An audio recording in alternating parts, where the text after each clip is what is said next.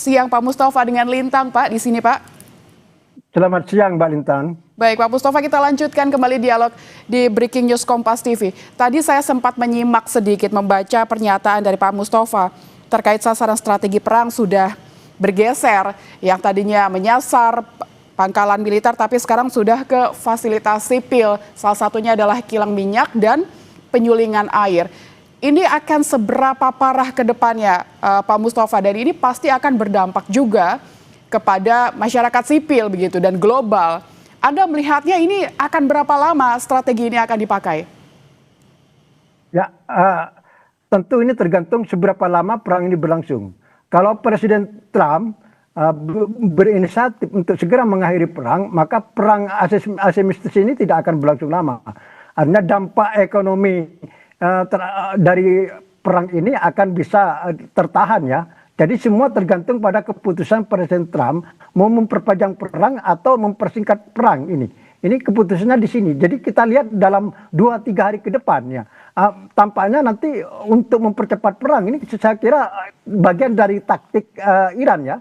Sekarang mulai menyasar sasaran strategi sipil seperti kilang minyak, kemudian tadi pusat penyulingan air, dan ini sangat banyak sekali di kawasan Arab Teluk, di Saudi, di Qatar, di Uni Emirat. Ini sangat banyak sekali sasarannya. Tinggal dihabisin saja oleh Iran dan akan menjadi krisis global ya tentu ini kan. Nah ini makanya sampai kapan ini sangat tergantung pada keputusan Trump mau memperpanjang atau mempercepat perang ini. Dan kalau perang ini berlanjut-lanjut seperti tadi ditayangkan berita oleh Kompas TV, di Prancis sudah mulai ada krisis BBM ya, sudah mulai rakyat sudah berteriak, dan saya kira nanti akan negara-negara Eropa yang lain seperti itu ya. Saya tidak membayangkan juga tentang gas alam. Kan Eropa dulu itu kan mengembargo, artinya menyetop impor dari Rusia karena mengimpor gas alam dari Rusia sebagai protes atas serangan Rusia ke Ukraina. Nah, sebagai pengganti dari Rusia, negara Eropa itu mengimpor gas alam dari Qatar dan selama ini aman ya. Tapi sekarang Qatar pun juga menghentikan memproduksi gas alam setelah juga menjadi sasaran serangan Iran. Jadi sekarang Eropa dari mana? Jadi dari Eropa dari Qatar sudah stop, dari Rusia sudah stop sejak lama, dan Eropa sebanyak kebutuhan 35% gas alam itu mengimpor dari Qatar, dan sekarang juga stop. Makanya selain minyak, saya tidak bisa membayangkan krisis gas alam di Eropa kalau perang ini terus berlanjut gitu. Baik, Pak Mustafa tadi menyebut ini bukan hanya minyak saja, tapi sudah menyasar kepada gas alam dan juga akan memicu krisis global yang akan melebar begitu. Tapi kalau Pak Mustafa membaca apa yang bisa mempengaruhi Amerika Serikat, dalam hal ini adalah Donald Trump, untuk menghentikan atau menjeda perang, apalagi ini kalau misalnya dibiarkan, invasinya akan semakin besar begitu. Salah satu faktor utama yang bisa mendorong Presiden Trump mempercepat mengakhiri perang ini adalah krisis global. Kemudian juga reaksi dari rakyat Amerika sendiri. Ya. Jadi artinya berarti ya, Anda mengira Donald Trump memang menginginkan tujuannya adalah terjadi krisis global begitu? Nah, bukan sebaliknya. Jadi Donald Trump bisa mempercepat perang ini, mempercepat mengakhiri perang kalau terjadi krisis global. Jadi krisis global itu sebagai tekanan terhadap Trump untuk mempercepat mengakhiri perang ini.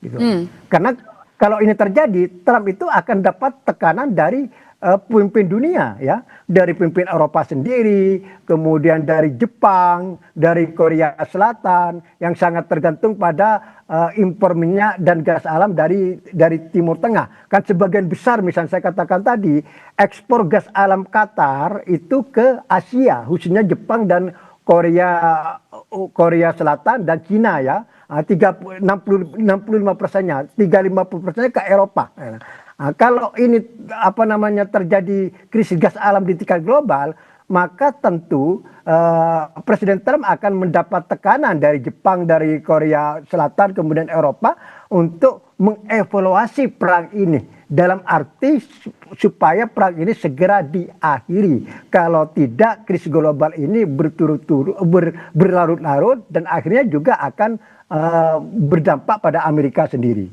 Berarti artinya butuh tekanan dari negara-negara lain juga untuk menghindari dari krisis global ini, sehingga mungkin saja akan mempengaruhi pikiran dari Donald Trump untuk segera menyelesaikan perang ini. Tapi Pak Mustafa, yang ingin saya tanyakan juga, sebenarnya apa sih Pak tujuannya untuk menyerang, bergeser begitu dari pangkalan militer ke fasilitas minyak dan gas alam? Apakah memang untuk melumpuhkan ekonomi dan memutus logistik perang lawan? Apakah memang ini tujuan utamanya? Nah, betul, ini kan perang asimetris. Jadi perang di semua front, tidak hanya perang militer. Iran paham ya, kalau hanya perang militer dia akan kalah, kan tidak, perimbangan kekuatan kan jauh banget ya untuk melawan Amerika sama Israel. Ini kekuatan Amerika, kekuatan global ya, terus kemudian Israel juga kekuatan superpower di bidang militer di Timur Tengah. Ini menghadapi dua kekuatan raksasa. Tentu taktik Iran ya tidak hanya kita hit to hit secara militer. Ini sebenarnya perang semesta, perang di semua front, khususnya masalah ekonomi. Dan ini sekarang yang memang dilakukan oleh Iran dalam beberapa hari terakhir ini. Bahkan Iran sudah semakin mengintensifkan serangan terhadap sasaran strategi sipil itu. Itu tentu ya untuk menutupi kelemahan Iran di sektor militer. Ditutupi dengan perang di sektor non militer seperti ekonomi, kemudian cyber, kemudian intelijen dan seterusnya ya. Dan tidak menutup kemungkinan ya, kalau ini terus berlanjut dan Amerika masih agak bandel terus tidak mau menghentikan perang, Iran akan menggerakkan ya intelijen dan para loyalis-loyalisnya untuk menyerang kantor-kantor kedutaan Amerika di seluruh dunia. Kedutaan di Amerika yang ada di Asia, yang di Eropa, di Afrika akan menjadi sasaran serangan. Jadi perang semakin meluas dan ini pasti akan terjadi kalau ini berlarut-larut. Gitu. Oke, berarti Anda membaca mungkin saja ini bisa terjadi menyasar ke kantor-kantor pemerintahan juga, Pak? Betul, dan itu kan sudah mulai. Jadi ini sudah dimulai dari Israel dan Amerika dulu terhadap tatanan Iran. Jadi sekarang Israel sama Iran itu sudah mulai menyasar kantor-kantor pemerintahan Iran yang ada di Teheran ya.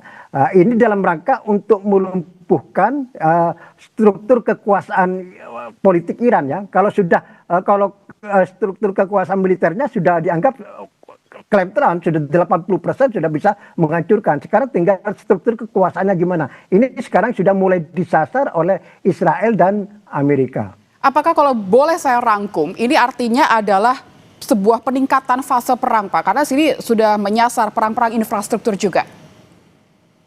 Betul. Jadi ini kan eskalasi. Jadi eskalasinya sudah kemana-mana sekarang. Tidak hanya di sasaran militer ya. Sudah di sasaran sipil dari semua lini. Kita tidak menggambarkan dalam beberapa hari mendatang kalau perang tidak berhenti, sasaran apa lagi ya yang akan jadi target dari kedua pihak, oleh Iran maupun oleh Israel dan Amerika.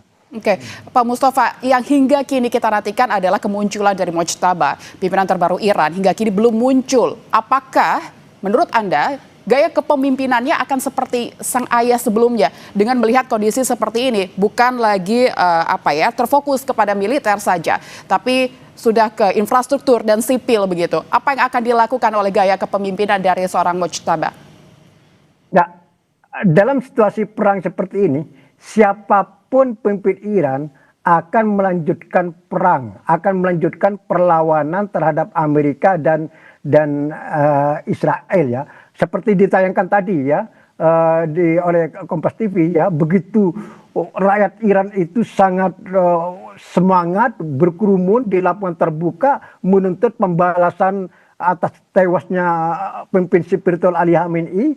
Jadi untuk kepentingan domestik ya, tentu siapapun pemimpin Iran termasuk pemimpin spiritual Iran yang baru, Ayatullah Mujtaba Khamenei, akan terus melakukan perlawanan karena itu adalah sumber legitimasinya. Tapi untuk kita melihat yang sebenarnya siapa Ayatullah Mujtaba Khamenei, apakah dia punya mindset pemikiran yang sama dengan bapaknya atau dia berbeda, itu nanti kita lihat kalau sudah perang ini berhenti.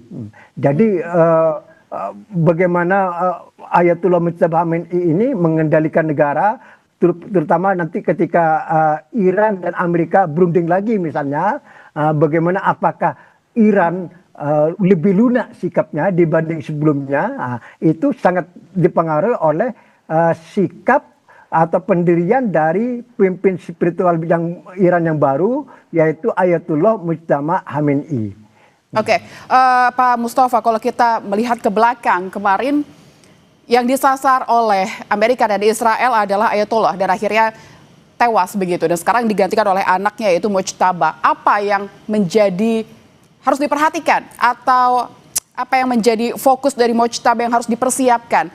Mungkin saja dia adalah salah satu sasaran berikutnya begitu, karena dialah yang telah menggantikan Ayatollah. Pandangan Anda seperti apa, Pak?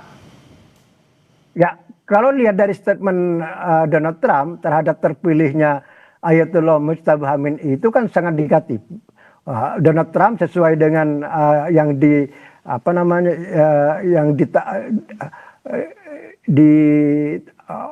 diberitakan oleh jaringan berita Fox News, ya, Donald Trump menyatakan bahwa dia tidak bahagia melihat terpilihnya Ayatollah Mujtaba Khamenei sebagai pemimpin spiritual baru. Dan Donald Trump juga kepada pemimpinnya seperti dilansir oleh Wall Street Journal mengatakan bahwa tidak ragu-ragu membunuh Ayatollah Mujtaba Khamenei ini kalau tidak menuruti tuntutan Amerika. Cuma kita kalau berbicara apakah Ayatollah Mujtaba Khamenei ini seperti bapaknya atau tidak, kalau dalam saat perang ini tidak mungkin lah Ayatollah Mujtaba Khamenei tetap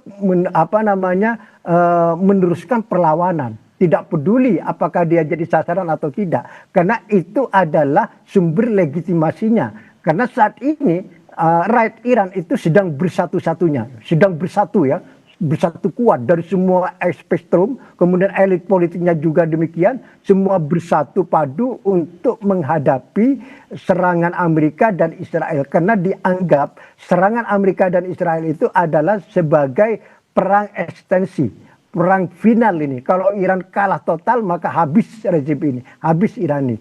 Sebaliknya kalau bisa bertahan dengan posisi sekarang itu adalah sudah sebuah kemenangan. Makanya kalau Trump tidak menghentikan perang, Iran akan melakukan perlawanan sampai titik darah penghabiskan. Karena ini dianggap perang ekstensi, perang hidup dan mati bagi rakyat dan elit politik Iran. Oke, Iran akan berperang hingga titik darah penghabisan. Apakah dengan kemunculan Mujtaba ini bisa diartikan menjadi ancaman baru buat Amerika Serikat atau sama saja seperti sebelumnya? Apakah Mujtaba ini akan mengadopsi apa yang telah dilakukan ayahnya sebelumnya?